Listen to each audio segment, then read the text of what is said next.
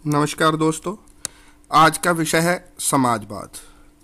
समाजवाद क्या है और क्या क्या इसके अंतर्गत व्यवस्था है, क्या इसकी रूपरेखा है, सब पर विचार करने से पूर्व इसकी थोड़ी ऐतिहासिक पृष्ठभूमि को समझ लेना जरूरी है।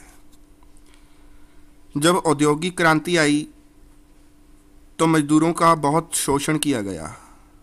उनको उनका बनता आर्थिक लाभ ना देने की बजाय मजदूरों का शोषण करते हुए उनके साथ अत्याचार किया गया, उनके साथ भेदभाव किया गया, उनकी क्षमता से अधिक काम लिया जाने लगा, मजदूरों के अधिकारों को पूर्णतः दरकिनार कर दिया गया और केवल पूंजीपतियों के विकास की व्यवस्था बढ़ने लगी।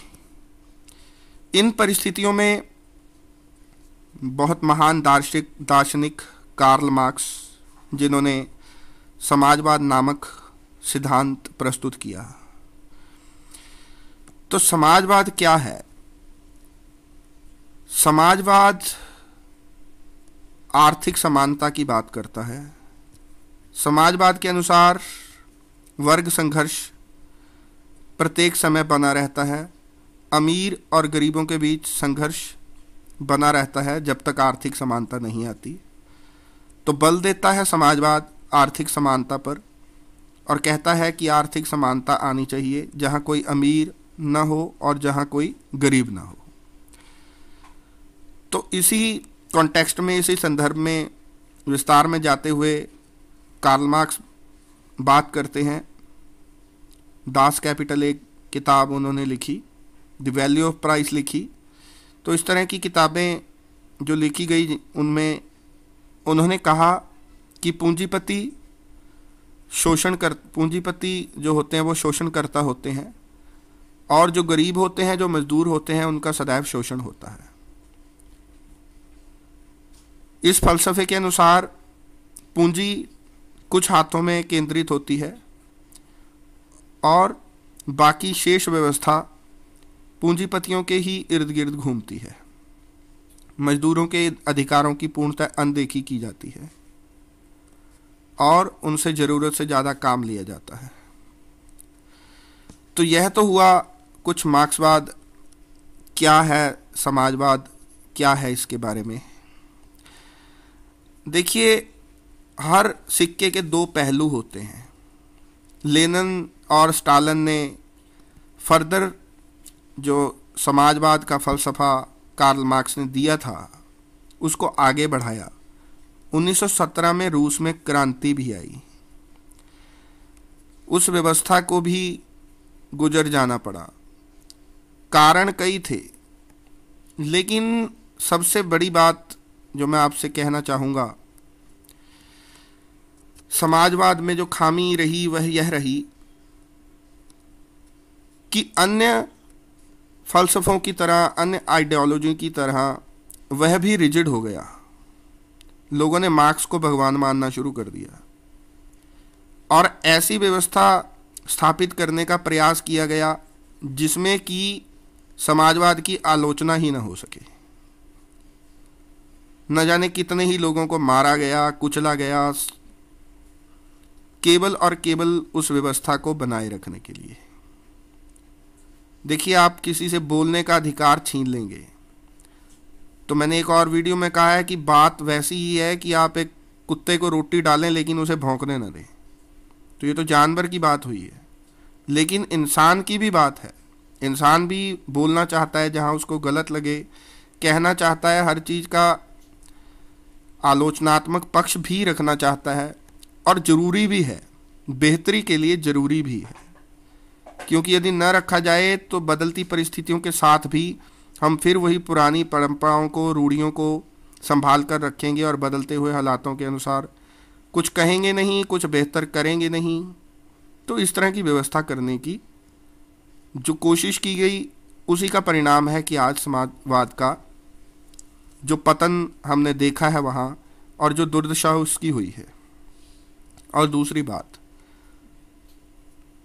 समाजवाद में मार्क्स ने कहा है कि धर्म एक अफीम की तरह है जो कि अमीरों के हाथ में गरीबों का शोषण करने का एक यंत्र है। एक अर्थ में देखें तो ये बात ठीक है, लेकिन इसका एक दूसरा पक्ष भी है।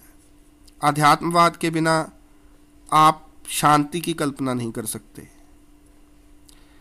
और वर्ग संघर्ष जो है वो सदा से बना आया है, और वर्ग संघर्ष ही नहीं और भी कई प्रकार के संघर्ष जो हैं सदा से चलते आए हैं। संघर्ष केवल आर्थिक आधार पे नहीं होता, वो केवल अपना स्थान परिवर्तन कर लेता है। यदि आर्थिक आधार पे नहीं होगा तो धर्म के आधार पे होगा, धर्म के आधार पे नहीं होगा तो राष्ट्रीय आधार पे होगा, क्षेत्र के आधार पे होगा, जातीय आधार पे होगा, अन्य कई प्रकार के सामाजिक आधारों पे हो सकता है। तो इसीलिए जो समाजवाद जहाँ से निकला है, जो आर्थिक परिस्थितियां उस समय की थी वहाँ से सही निकला है। लेकिन मैं ये मानता हूँ कि समाजवाद एक बेहतरीन व्यवस्था हो सकती है यदि उसमें जरूरी सुधार किए जाएं। अब लिखा तो है एक जगह, लेनिन स्टालिन को आप पढ़ोगे कि डेमोक्रेसी इज इनडिस्पेंसिबल, लेकिन सिर्फ कहने से या लिख देने से क्या होता है? लिखने में तो हमारी डेमोक्रेसी में बहुत अच्छी अच्छी बातें लिखी हैं, लेकिन वो लागू कहाँ हो रही हैं? नहीं तो क्यों इतने लोगों को जैसे हिटलर ने मारा, मशीनों से कुचल दिया गया उस समय पे? तो कुछ तो खामियां रही हैं, उनको ठीक करने की आवश्यकता है, अन्यथा इस फलसफे में कोई बुराई नहीं।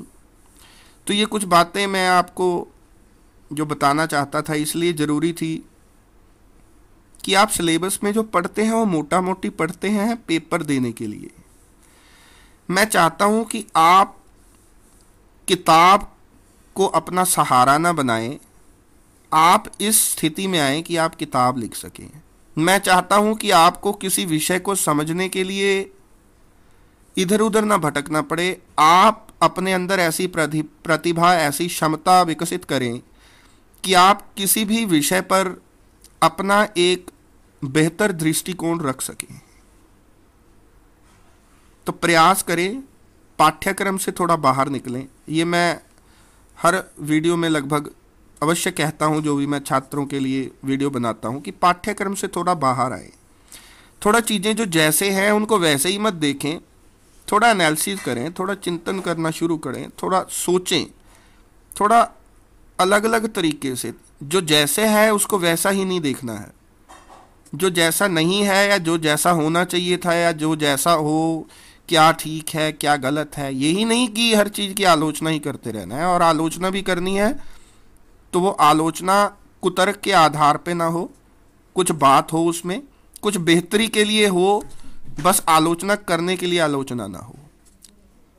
और किसी भी चीज़ को जिस तरह से समझना है उस तरह से समझने के लिए उसको कई तरह से समझना चाहिए। जिस भी विषय को आप कुछ रचनात्मकता में उतारना चाहते हैं, उसमें कुछ बेहतर करना चाहते हैं, तो उसको कई ढंग से आपको देखना चाहिए। जो आप सोचते हैं उसको भी कई ढंग से सोचना चाहिए। तब कुछ जो निष्कर्ष निकल के आपके पास आएगा वो बेहतर होगा, वो बेहतरी के लिए होगा, आपकी भी बेहतरी, समाज की भी बेहतरी। तो प्रयास करें कुछ इस तरह से सोचने का।